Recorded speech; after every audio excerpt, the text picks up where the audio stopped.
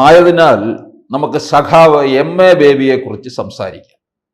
ഒന്നുമല്ലെങ്കിൽ CPM-ന്റെ അഖിലേന്ത്യാ ജനറൽ സെക്രട്ടറിയാണ്. പിന്നെ മനുഷ്യന് മനസ്സിലാകാത്ത ഭാഷയിൽ സംസാരിക്കുന്ന ഒരു മനുഷ്യനും. അദ്ദേഹം പാർട്ടിയുടെ അഖിലേന്ത്യാ ജനറൽ സെക്രട്ടറി ആണെങ്കിലും കേരളത്തിൽ തന്നെയാണ് കറങ്ങി നടക്കുന്നത്. പണ്ട് അഖിലേന്ത്യാ ജനറൽ സെക്രട്ടറിമാരെ കേരളത്തിൽ കിട്ടുക അപൂർവമായിരുന്നു. അവർക്ക് മറ്റ് സംസ്ഥാനങ്ങളിലെല്ലാം പോകണം. കാരണം പാർലമെന്റിൽ തന്നെ ഏതാണ്ട് ഒരു 10-43 MP-മാരുണ്ടായിരുന്നു ഒരു കാലം വരെ. ഇപ്പോഴോ അവിടെ ആരുമില്ല. AKI സെൻട്രലിലെ കറണ്ട് ചാർജ് തന്നെ അടയ്ക്കുന്നത് കേരളത്തിൽ നിന്ന് പിണറായി വിജയൻ കൊടുക്കുന്ന നക്കാപ്പിച്ച കൊണ്ടാണ്. എം.എ. ബേബി അതുകൊണ്ട് മുഴുവൻ സമയം കേരളത്തിൽ കറങ്ങുന്നു.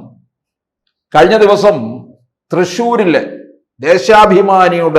ദേശാഭിമാനി പത്രം എന്ന് വേണമല്ലോ പറയാൻ, അതിൻ്റെ 25ാം വാർഷികാഘോഷം സംസാരിക്കുമ്പോൾ വാതോരാതെ സംസാരിച്ചു പോയി. 40 മിനിറ്റ്.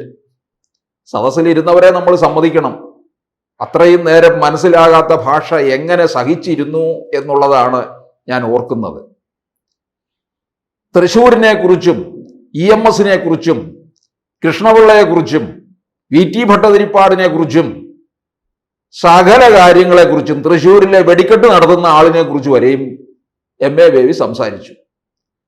അച്യുതമേനോനെ കുറിച്ച് ഒരക്ഷരം പോലും മിണ്ടിയില്ല എന്ന് CPI-യുടെ സംസ്ഥാന സെക്രട്ടറി ബിനോയ് വിശ്വം പറഞ്ഞിരിക്കുന്നു.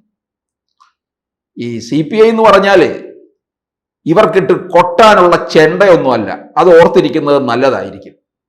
ഇവരുടെ വിചാരം ചോദിക്കാനും പറയാനും ആരും ഇല്ലാത്ത ഒന്നാണ് CPI. CPI-ക്ക് അംഗബലമൊക്കെ ഇത്തിരി കുറവായിരിക്കും.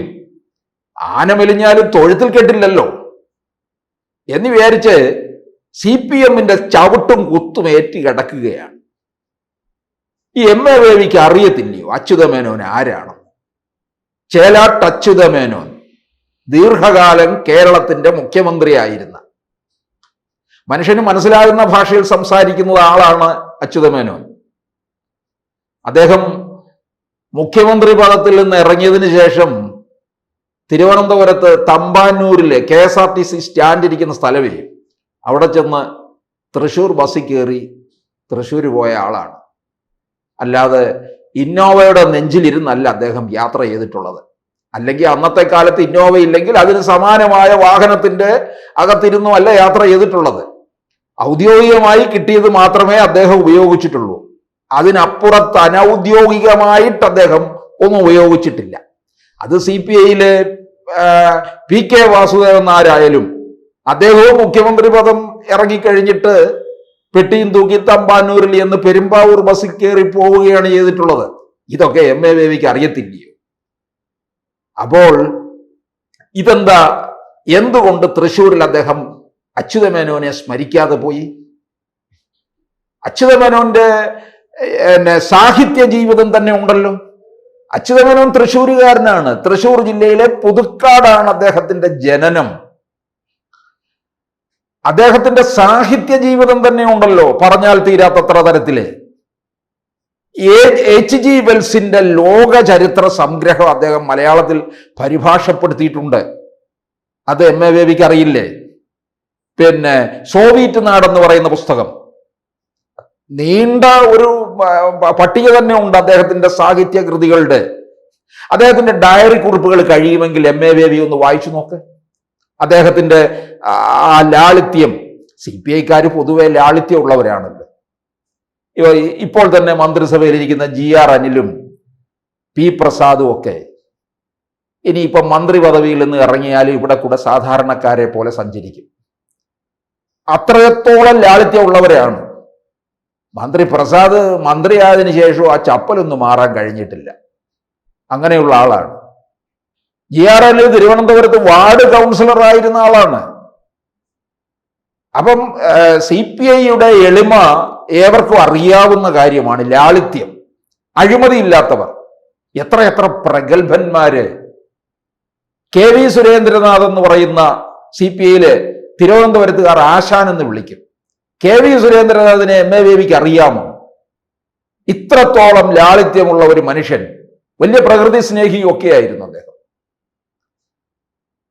ഈ അച്യുതമേനോന്റെ ഡയറി കുറിപ്പുകൾ വായിച്ചു കഴിഞ്ഞാൽ അദ്ദേഹം അതിനകത്ത് എഴുതിയിട്ടുണ്ട്. വൈകുന്നേരം മുഖ്യമന്ത്രി പദത്തിൽ നിന്ന് കഴിഞ്ഞ് അദ്ദേഹം തൃശ്ശൂരിൽ താമസിക്കുമ്പോൾ ഉള്ള കാര്യത്തെക്കുറിച്ചൊക്കെ എഴുതിയിട്ടുണ്ട്. വൈകുന്നേരം തേക്കിൻകാട് മൈതാനത്ത് പോയി ഇരുന്നു. തൃശ്ശൂർ റൗണ്ടാണല്ലോ തേക്കിൻകാട് മൈതാനം. ഇന്നാരൊക്കെ ഉണ്ടായിരുന്നു. തിരിച്ചു പോകുമ്പോൾ റേഷൻ കടയിൽ കയറി. ഒന്ന് ആലോചിക്കണേ, കേരളത്തിന്റെ ഒരു മുഖ്യമന്ത്രി ആയിരുന്ന അച്യുതമേനോൻ. ഒരിക്കൽ സുകുമാരനിക്കോട് പറഞ്ഞിട്ടുണ്ട്, അച്യുതമേനോൻ ബയോഡേറ്റ എഴുതിയാൽ ഏറ്റവും അവസാനമായിരിക്കും എഴുതി വെക്കുന്നത് കേരളത്തിന്റെ മുഖ്യമന്ത്രി ആയിരുന്നു എന്ന്. അത്രത്തോളം ലാളിത്യമുള്ള, ഭാഷയ്ക്ക് ഒരുപാട് സംഭാവന ചെയ്തിട്ടുള്ള, കേരള രാഷ്ട്രീയത്തിൽ മാറ്റി നിർത്താൻ കഴിയാത്ത ഒരു വ്യക്തിത്വമായിരുന്നു അച്യുതമേനോൻ. ഈ തിരുവനന്തപുരത്ത് നമ്മൾ കാണുന്ന ശ്രീചിത്ര മെഡിക്കൽ സെന്റർ, അതുപോലെയുള്ള കേന്ദ്ര പദ്ധതി അനുസരിച്ചുള്ള പല കാര്യങ്ങളുടെയും തുടക്കക്കാരൻ ആരാണ്? അച്യുതമേനോനാണ്. തിരുവനന്തപുരത്തെ കുറിച്ച് പറയുമ്പോൾ അച്യുതമേനോനെ കുറിച്ച് പറഞ്ഞേ പറ്റുകയുള്ളൂ. തിരുവനന്തപുരത്ത് പൊതുവെ ഇവിടെ നിന്ന് മത്സരിച്ചിട്ടുള്ള MP-മാരൊക്കെ അവഗണിച്ചിട്ടേ ഉള്ളൂ, ഇപ്പോഴത്തെ ശശി തരൂർ വരെ. കാരണം ഇവരെല്ലാം വരുത്തന്മാരാണ്. തിരുവനന്തപുരം നന്നാകണം, ഗുണം പിടിക്കണമെന്നൊന്നും ഇവരാഗ്രഹിച്ചിട്ടുള്ളതല്ല. പക്ഷേ തിരുവനന്തപുരത്തിന്റെ മുഖച്ഛായ മാറ്റി എന്തെങ്കിലും തരത്തിലുള്ള, ശ്രീചിത്ര മെഡിക്കൽ സെന്റർ എന്ന് പറഞ്ഞാൽ കേരളത്തിന്റെ ജനങ്ങളുടെ, പാവം പിടിച്ചവരുടെ ഹൃദയ ആരോഗ്യം കാത്തു സൂക്ഷിക്കുന്ന ഇടമാണ്. ഈ സഖാക്കന്മാരെല്ലാം വിദേശത്ത് പോകുമല്ലോ, പാവം പിടിച്ചവർക്ക് കിട്ടുന്ന ഏക ആശ്രയം. അതിനുവേണ്ടി അച്യുതമേനോനാണ് മുൻകൈ എടുത്തത്. ഇവരൊരു വലിയ കൂട്ടുകെട്ട് തന്നെ ഉണ്ടായിരുന്നു തിരുവനന്തപുരത്ത്. അപ്പൊ ഈ അദ്ദേഹത്തിന്റെ മഹത്വം മനസ്സിലാക്കാൻ കഴിയാതെ പോയ MA ബേബി എന്ന് പറയുന്ന ആള് ഈ പൊങ്ങച്ച സ്വഭാവമുള്ള ആളാണ്. 2006 VS അച്യുതാനന്ദൻ മന്ത്രിസഭയിൽ വിദ്യാഭ്യാസ മന്ത്രിയായിരുന്നു. അതിനുശേഷം ഇദ്ദേഹം പറഞ്ഞു നടക്കുന്നത്, ഞാൻ കേരളത്തിന്റെ 2ാം മുണ്ടനാണ് എന്ന് പറഞ്ഞാൽ, ആദ്യത്തെ വിദ്യാഭ്യാസ വകുപ്പ് മന്ത്രി ജോസഫ് ഉണ്ടശ്ശേരി, അദ്ദേഹം പ്രൊഫസർ ജോസഫ് ഉണ്ടശ്ശേരി വിദ്യാഭ്യാസ രംഗത്ത് വരുത്തിയ പരിഷ്കാരങ്ങൾ ഏവർക്കും അറിയാവുന്നതാണ്. അതിനുശേഷം വിദ്യാഭ്യാസ രംഗത്ത് ഞാനാണ് പരിഷ്കാരം കൊണ്ടുവന്ന പരിഷ്കാരം എന്താണെന്ന് അറിയാമോ?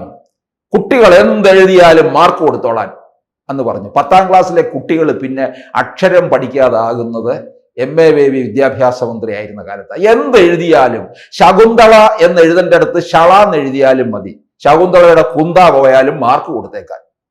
ഇതാണ് കുട്ടി മനസ്സിൽ കരുതിയിട്ടുണ്ടെന്ന്. അപ്പൊ അച്യുതമേനോനെ കുറിച്ചും പറയാതെ പോയത് മനസ്സിൽ MA ബേബി കരുതിയിട്ടുണ്ടെന്നാകും അല്ലെ? സ്വയം പ്രഖ്യാപിച്ച് നടക്കുന്ന 2ാം മുണ്ടന് അച്യുതമേനോൻ ആരാണെന്ന് പറഞ്ഞു കൊടുക്കുക. അപ്പൊ എന്തായാലും ബിനോയ് വിശ്വവും CPI-യും അത് വളരെ ഗൗരവമായിട്ട് തന്നെ എടുത്തിട്ടുണ്ട്. അച്യുതമേനോനെ കുറിച്ച് ഒരക്ഷരവും പറഞ്ഞിട്ടില്ല എന്ന്. കഴിഞ്ഞ ദിവസം തന്നെ ബിനോയ് വിശ്വം പറയുകയുണ്ടായി, CPI എന്ന് പറയുന്നത് CPM അല്ല, CPM പോലെ ആകാനാകില്ല എന്ന്.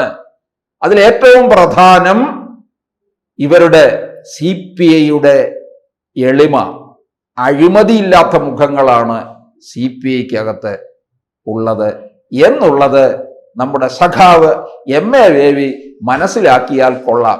എല്ലാവിധ വിപ്ലവ അഭിവാദ്യങ്ങളും. കൂടുതൽ വാർത്തകളും വിശേഷങ്ങളും നിങ്ങളിലേക്ക് എത്താൻ ABC മലയാളം സബ്സ്ക്രൈബ് ചെയ്യുക, ബെൽ ബട്ടണും അമർത്തുക.